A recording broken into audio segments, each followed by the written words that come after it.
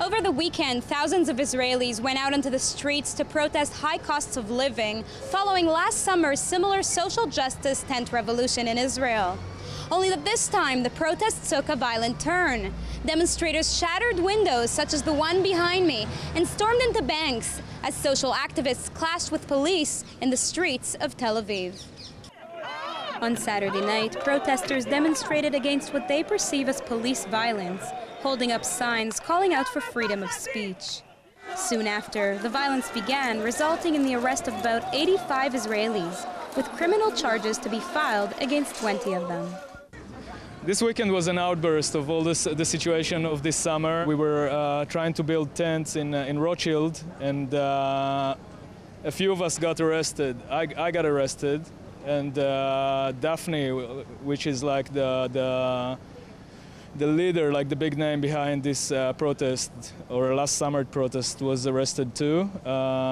So I came the day after, which was last night. I came here for the protest. At some stage, people broke the window of the bank over there. I was standing here next to the bank, just here, and the police were forming a line to block us.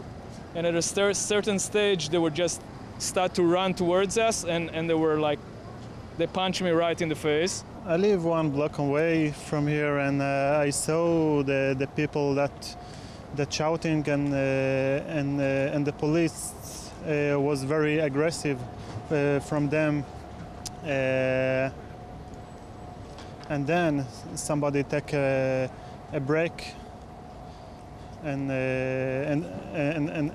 the glass was broken. Last night was a big protest, and now we fixed that. The damage not so big, but you can see the people so angry about the economic situation. How much do you estimate the damages for? $30,000 ear glass there and behind the street. In addition to blocking traffic and vandalizing branches of various banks, which to protesters symbolize capitalism and the high costs of living, eggs were thrown at Tel Aviv's municipality building in the name of freedom of speech. They abuse of freedom of speech. Freedom of speech means that I have the right to say whatever I want to say, but it don't mean I have a right to use violence and to stop the traffic and to sabotage, what other people are doing. It's not freedom of speech. I mean, it's confusing the term of freedom of speech. I was not violent. I didn't see anybody beside the guy who I personally saw breaking the window and breaking the windows here, which I see now. I didn't see any violence from the protesters. I understand the violence. I know where it comes from. I'm 43. I don't own an apartment. I don't earn enough money to pay my rent and pay the alimony for my child.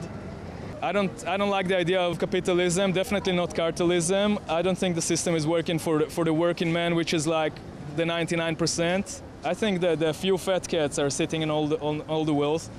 They're using our work, our labor, and they're getting all the money. Police says that unlike last year, this time the rioters crossed some red lines.